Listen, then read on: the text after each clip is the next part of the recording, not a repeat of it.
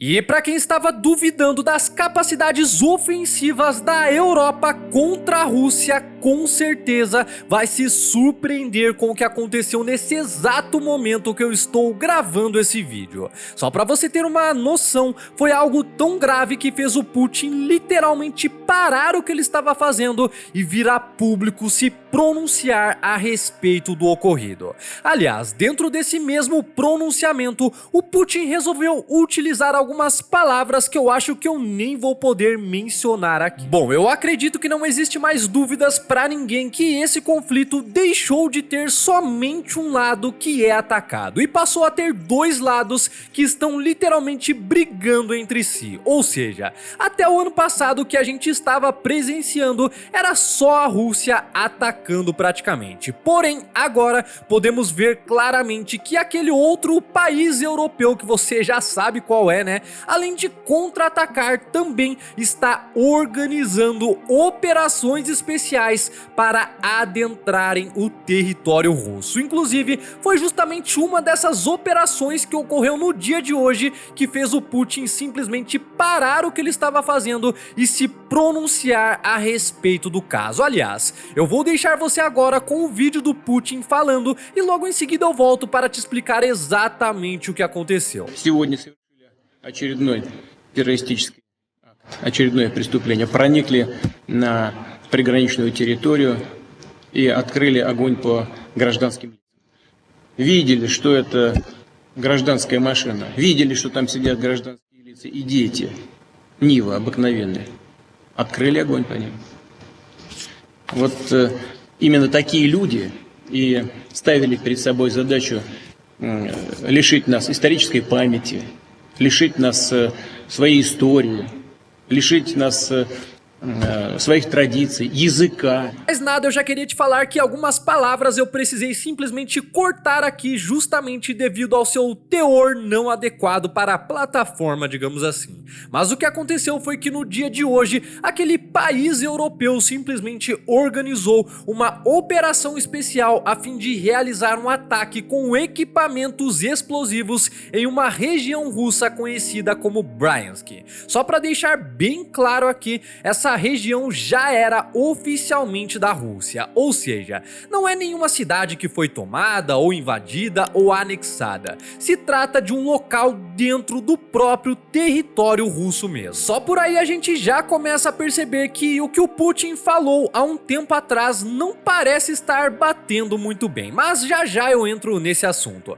É óbvio que por se tratar de uma parte dentro do território da Rússia, esses sabotadores que realizaram essa operação tiveram que obrigatoriamente se infiltrar de forma discreta no país, muito semelhante ao caso da ponte da Crimeia que ocorreu há alguns meses atrás aí. Segundo as informações, logo após eles terem se infiltrado dentro da Rússia, o grupo começou a implantar diversos artefatos explosivos na cidade de Bryansk. Inclusive, eles utilizaram até mesmo drones para lançar esses objetos. Para você ter uma ideia, já existe até um vídeo circulando por aí mostrando todo o estrago causado naquela região. Porém, como esse vídeo contém cenas não apropriadas, eu não vou conseguir mostrar ele aqui. Mas basicamente os russos não conseguiram detectar esse grupo a tempo e por isso, infelizmente, os sabotadores conseguiram atingir alguns alvos que eles tinham em mente. Isso fez com que algumas horas depois a própria Rússia lançasse uma atualização a respeito do caso, dizendo que a situação na cidade de Bryansk já estava sob o controle dos órgãos de segurança. Além disso, após o procedimento padrão de inspeção do local, eles também encontraram diversos tipos de explosivos, que obviamente estão sendo desativados. Ou seja, se esse grupo de sabotadores não tivessem sido detectados, muito provavelmente eles teriam causado um estrago bem grande. Não é à toa que, infelizmente, decorrente a esse ato, um cidadão da cidade acabou partindo dessa para melhor. E foi justamente por isso, a fim de evitar ainda mais baixas e danos à infraestrutura civil, a Rússia relatou que expulsou o inimigo de volta para o território daquele país europeu e logo em seguida lançou um ataque de artilharia maciço contra eles. O fato é que o Putin está literalmente furioso. Sendo assim, com certeza podemos esperar algumas surpresas para os próximos dias. Tanto é que algumas horas depois, novamente a própria Rússia emitiu um outro comunicado dizendo que esse ato cometido em Bryansk só foi possível devido ao fornecimento de equipamentos pela OTAN. Ou seja, basicamente foi a OTAN que patrocinou o pessoal para ir lá e fazer isso. Inclusive, o porta-voz do Vladimir Putin disse o seguinte, abre aspas, estamos registrando o comportamento contínuo dos Estados Unidos para aumentar eles próprios o fornecimento de equipamentos militares para aquele país europeu. E com isso também convencer os seus amparados, ou seja, os países da União Europeia, para também aumentarem as entregas. Quanto ao conflito, já repetimos, é impossível influenciar nisso fundamentalmente. Bom, dentro de tudo isso surge uma dúvida muito grande em relação às outras declarações dadas pelo próprio Putin há alguns meses atrás. Basicamente, o que ele estava falando é que qualquer tipo de ataque contra o território russo seria interpretado como uma espécie de conflito de proporções muito maiores, digamos assim. Ou seja, o que ele estava dizendo é que caso algo dessa natureza acontecesse, ele iria partir para cima e acabar com tudo. Porém, como você mesmo já deve ter percebido, atualmente estamos presenciando diversos tipos de ataques contra o exército russo e até mesmo dentro do território da Rússia. E o Putin ainda não tomou aquela tal atitude que ele estava falando há alguns meses atrás. Pode ser que ele esteja pensando muito bem antes de fazer qualquer coisa?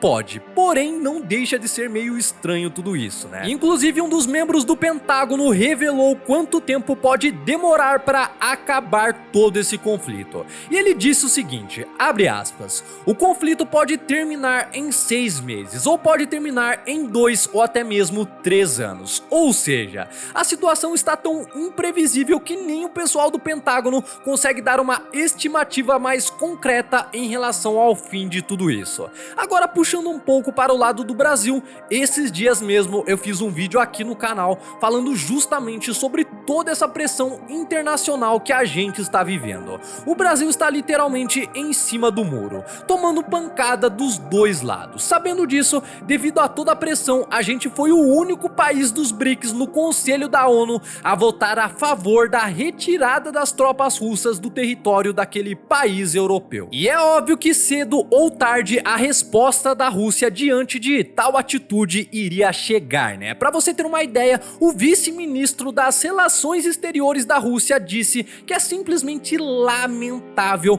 o Brasil ter votado a favor da retirada das tropas russas. Além disso, ele completou falando sobre a proposta do Brasil em ser o intermediador da paz dentro desse conflito, dizendo o seguinte, abre aspas, não acho que haja necessidade de mediação como tal. Damos boas-vindas e respeitamos completamente a vontade política que foi demonstrada pela liderança brasileira e pelo presidente brasileiro, que quer verdadeiramente encontrar uma forma de pôr um fim e desenvolver conceitos e ideias que possam facilitar esse processo. Ou seja, depois disso aí que o Brasil fez, além da Rússia não ter gostado nem um pouco, eles ainda decidiram meio que manter o Brasil de fora dessas negociações, pelo menos por enquanto, né? Inclusive, segundo a própria Rússia, eles não precisam de intermediadores para negociar a paz entre os dois países, mas sim de nações que reconheçam integralmente a necessidade que a Rússia tem de estar fazendo isso e também de estarem lutando pela história e pela soberania internacional do seu povo.